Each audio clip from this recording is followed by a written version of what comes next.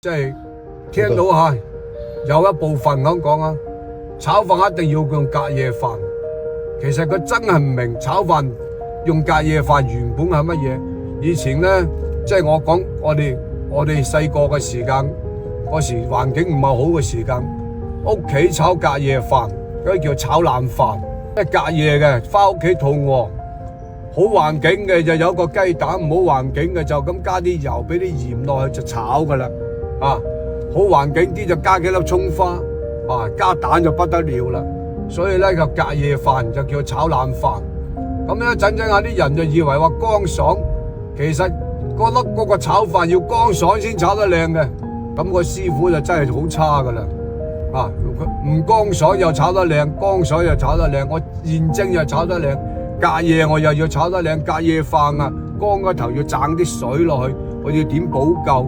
如果唔係炒出嚟乾球球，你見到嗰啲飯咧一粒粒好分明嘅，話炒飯一粒粒分明嘅，一炒到乾晒啦，我倒出嚟好似睇到彈彈下嘅，乾晒。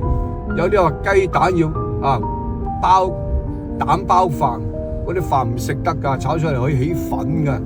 嗰啲人又後生又以為係咁標準。炒飯真係要講鑊氣，香噴噴，個炒飯出嚟香噴噴，就好似梅爺講嘅，可以送酒又可以充飢。梅爺真係唔係一個廚師，佢比好多廚師真係睇得到，我連個臘肉分開爆佢都睇到，嗰啲油嘅作用，所以我話懂我者梅爺，梅爺也就係咁講啦。人哋睇一樣嘢一睇就睇得明。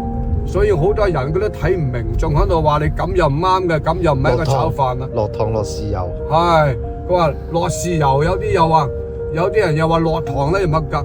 咩叫和味？咩叫野味？佢全部都唔知道。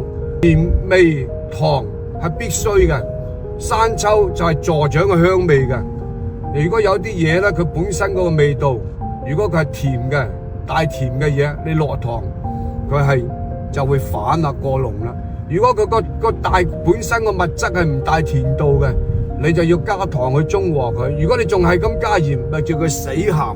死鹹咧就係好多嘢叫到唔夠和啊！咩叫和？和嘅意思，和平共處嘅意思係好多個民族都能夠都要一齊去生活嘅。緊如一個味道，真係要有我哋有糖同埋鹽，本身係冇味嘅糖同埋鹽。後期點解有豉油咧？豉油發酵出嚟咧，佢變成係嗰個味啦，叫味精。嗰個豉油出嚟，你上面有一片片嘅，其實佢嗰個就係味精嚟噶啦。所以咧，我哋要知道點解後期咧，直情用鮮味唔夠鮮條先就可以加味精落去啦。所以鮮但唔可以過濃，樣樣都適當，所以叫和中和就係咁解啦。恰當恰好，所以人咧一樣唔好貪心。亦都唔好過濃如果冇錢唔得太多錢過咗濃又唔得，咁所以乜嘢都要中和中庸之道，就要到啦，要講到中庸之道啦。做人都係內圓外方你太過硬唔得，太過軟唔得，炒飯都係一樣嘅道理。好多人佢唔明白㗎，一定要規定咁嘅。好多師傅真係講錯咗，你睇個師傅講啫，佢都未必係咁做嘅。有啲人佢唔做咧，佢就以為我聽人咁講，你唔係咁就唔合格啦。你都冇食過個飯，你就可以講個飯唔合格？呢啲全部都係得個講字。睇到個飯就話識講人哋個飯唔合格啦。我真係唔敢講啊！自問我真係唔敢講。飯係有啲嘢睇落唔好食，食落都唔知幾好食。你唔食過，第二你有冇個味覺先？仲要有味覺喎。你知唔知道咩叫和味嘅，咩叫野味？你要嘗個味覺喺兩邊嘅。講真一句啊，我點解叫人唔好食煙咧？做廚師咧，食咗去食煙嘅味覺同我唔食煙嘅味覺爭起碼100米，爭緊1米、2米、3米到啦，已經爭咗啲啦。飲埋酒個味覺都冇咁好嘅，所以我當然有啲人好有天分嘅，佢唔使用脷佢都食到嘅，咁都有嘅。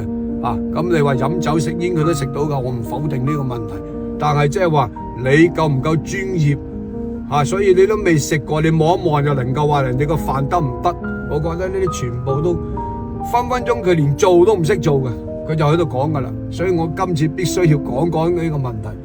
炒飯啊，有個配料先後次序，同埋用油用火個幾時應該慢火等佢受熱，幾時應該加大個火去逼香佢，所以臨尾出嚟咧係香嘅。你話無可否問，個飯炒得夠鑊氣，個邊係有粒飯會跳起嘅。但係跳起嗰啲咧，如果粒粒都蝦仔飯啊彈起咧，嗰啲飯已經乾晒硬晒啦。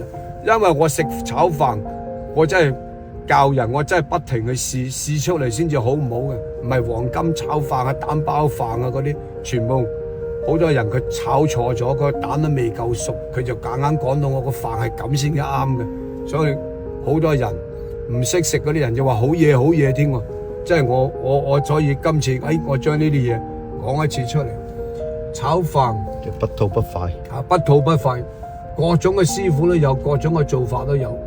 炒咧真係講個材料，有一個材料唔好個飯都唔得，太多嘢啦。講做一個餸嚟講，真係太多個程序，太多個心得，太多技術喺度啦。自問我炒飯我都覺得唔容易炒出嚟。